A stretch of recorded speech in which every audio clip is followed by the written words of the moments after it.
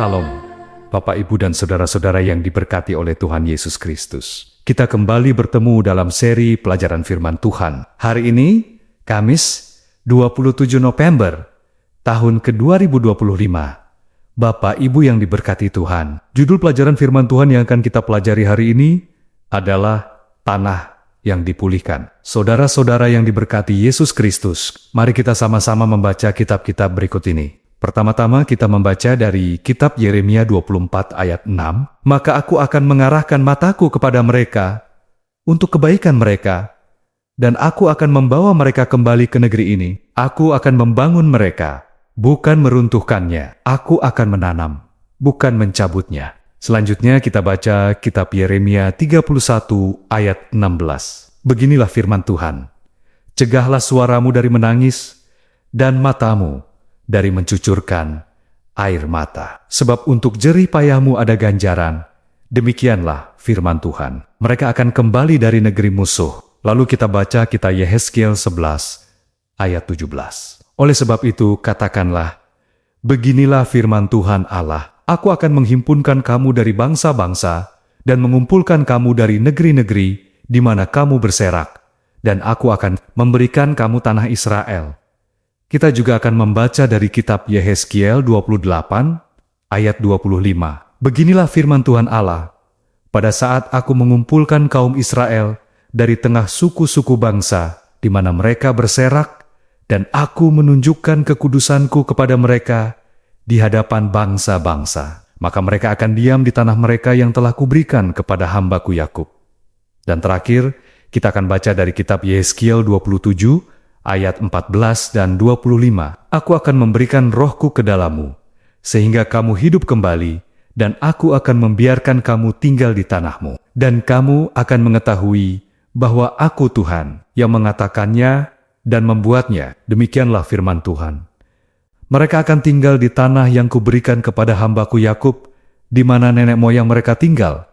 Ya, mereka, anak-anak mereka, maupun cucu cicit mereka akan tinggal di sana untuk selama-lamanya, dan hambaku Daud menjadi raja mereka untuk selama-lamanya. Bapak, Ibu, saudara-saudara sekalian, berdasarkan ayat-ayat yang kita baca tadi, apakah janji Allah mengenai kembalinya Israel ke tanah perjanjian dan bagaimana janji itu digenapi?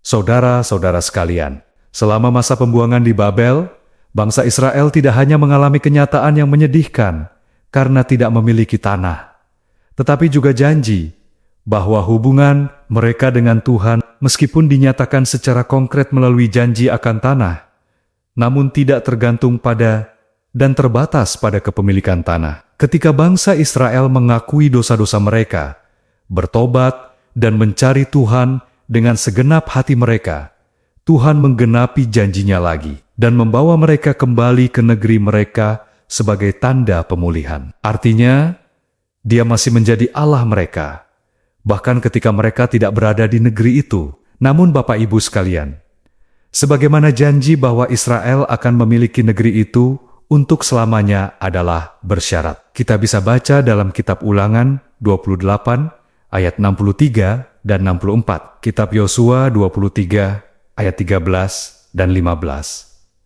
Lalu kitab 1 Raja-Raja 9 ayat 7. Lalu kitab 2 Raja-Raja 17 ayat 23. Dan kitab Yeremia 12 ayat 10 sampai 12. Demikian pula janji untuk menetap kembali dan membuat Israel makmur di negeri itu setelah pembuangan. Pada saat yang sama, para nabi dalam perjanjian lama menunjuk pada pemulihan yang akan dibawa oleh Raja Daud di masa depan. Kita bisa baca dalam kitab Yesaya 9 ayat 6 dan 7. Dan juga kitab Zakharia 9 ayat 9 dan 16. Janji ini digenapi dalam kehidupan, kematian, dan kebangkitan Yesus Kristus, yang di dalam dirinya semua janji kepada Israel purba akan digenapi. Saudara-saudara yang dikasihi Tuhan, dalam perjanjian baru, tanah perjanjian tidak disebutkan secara langsung, tetapi kita diberitahu bahwa janji-janji Allah telah digenapi di dalam dan melalui Yesus Kristus. Bisa kita temukan dalam kitab 2 Korintus 1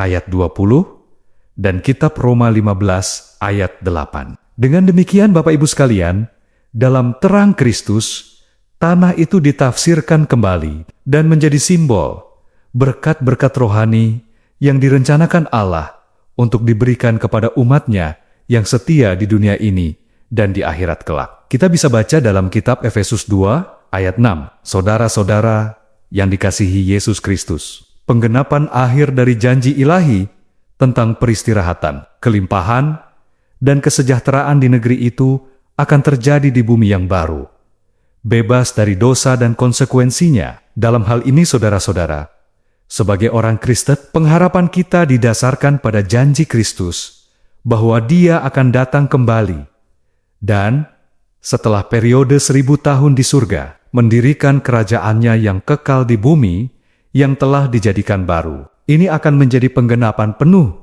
dari semua janji tentang negeri itu. Selanjutnya Bapak Ibu sekalian, mari kita baca kitab Yohanes 14 ayat 1-3.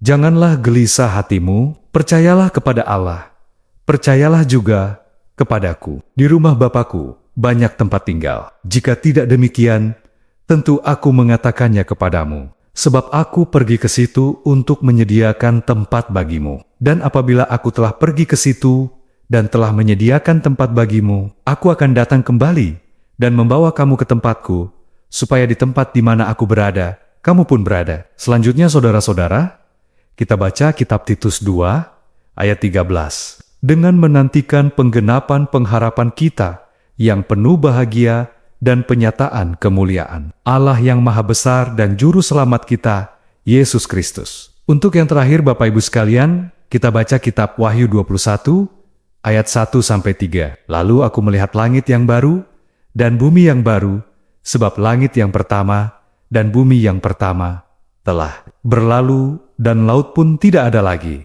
Dan aku melihat kota yang kudus, Yerusalem yang baru, turun dari sorga, dari Allah, yang berhias bagaikan pengantin perempuan yang berdandan untuk suaminya. Lalu aku mendengar suara yang nyaring dari takhta itu berkata, "Lihatlah, kemah Allah ada di tengah-tengah manusia, dan Ia akan diam bersama-sama dengan mereka. Mereka akan menjadi umat-Nya, dan Ia akan menjadi Allah mereka." Berdasarkan ketiga kitab yang kita baca barusan, saudara-saudara, pengharapan penuh apakah yang kita temukan dalam ayat-ayat tersebut? Dan mengapa kematian Yesus menjamin penggenapan pengharapan ini? Bapak, Ibu, saudara-saudara yang diberkati oleh Tuhan Yesus Kristus, sampai di sini pelajaran firman Tuhan bagi kita hari ini. Terima kasih karena sudah turut belajar firman Tuhan bersama-sama dengan kami. Tuhan memberkati kita seluruhnya. Amin.